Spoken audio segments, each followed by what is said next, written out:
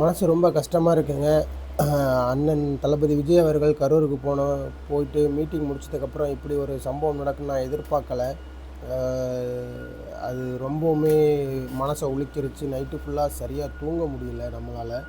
நம்ம ஃபாரின் கண்ட்ரியில் இருக்கிறதுனால எண்ணம் எல்லாம் அதில் தான் இருந்துச்சு. என்னாச்சு ஏதாச்சு அப்படின்னு சொல்லிட்டு தான் இருந்துச்சு. இப்போ என்ன பண்ணுறாங்கன்னா, இப்போ ஒரு நரேட்டிவ் செட் பண்ணிக்கிட்டு இருக்காங்க. விஜய்னால தான் அது நடந்துச்சு அப்படின்னு சொல்லிட்டு. அப்பட்டமாக இது வந்து விஜயை முடக்கிறதுக்கான திட்டம் தான். ஆனால் விஜய் வந்து திருச்சியில் நடந்ததோ, அரியலூரில் நடந்ததோ, நாகையில் நடந்ததோ, திருவாரூரில் நடந்ததோ, நாமக்கல்லில் நடந்ததுலையோ எந்த பிரச்சனையும் இல்லை.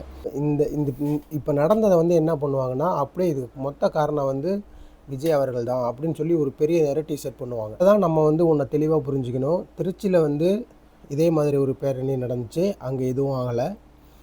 அரியலூர் போனார், அங்கே கரண்டை கட் பண்ணிட்டாங்க, அங்கேயும் எதுவும் ஆகலை. அடுத்து வந்து நாகப்பட்டினம், திருவாரூர் இத்தனை இடங்களுக்குமே கூட்டம் ரொம்ப அதிகமாக தான் வந்துச்சு. ஸோ அங்கே எதுவுமே நடக்கலை. நாமக்கல்லில் கூட எந்த பிரச்சனையும் கிடையாது.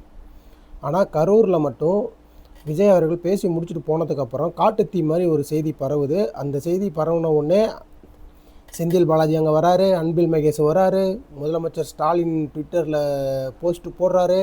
இது எல்லாமே வித்தின் ஒரு ½ டக்குன்னு நடக்குது.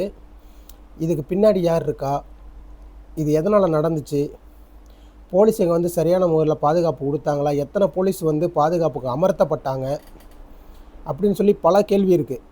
ஆனால் இந்த 200 வாங்குறவனுங்களும், இந்த கொத்தடிமை நாய்களும், திமுகவுக்கு முட்டு கொடுக்குற நாதாரிகளும் இன்றைக்கி என்ன பண்ணுவாங்கன்னா, விஜயால் தான் நடந்துருச்சு, ஏன் விஜய் போய் பார்க்கல அப்படின்னு சொல்லி நிறையா பேசுவாங்க. ஒரு விஷயம் நடந்துருச்சு, அந்த இடத்துல ரொம்ப பதற்றமாக இருக்குது. அந்த சூழ்நிலைகளில் வந்து பொறுமையாக இருந்து அதை எப்படி சரி பண்ணணுன்னு தான் யோசிக்கணுமே தவிர, அந்த இடத்துல போயிட்டு நான் மறுபடியும் அரசியல் ஆதாயம் தேடுவேன் அப்படின்னு நினைக்கக்கூடாது.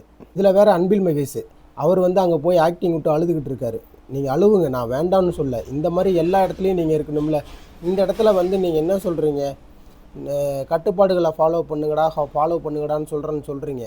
அது ஓகே, அதை நான் ஏற்றுக்கிறேன், இல்லைன்னு சொல்லலை.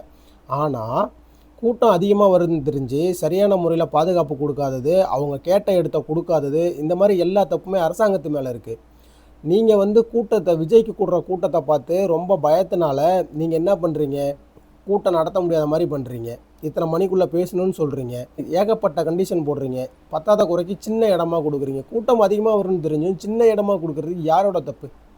இதுக்கு சரியாக பாதுகாப்பு கொடுக்காமல் இருக்கிறது யாரோட தப்பு? இப்படி பல கேள்விகள் இருக்குது. இந்த கேள்விகள் எல்லாம் பதில் தெரியணும்.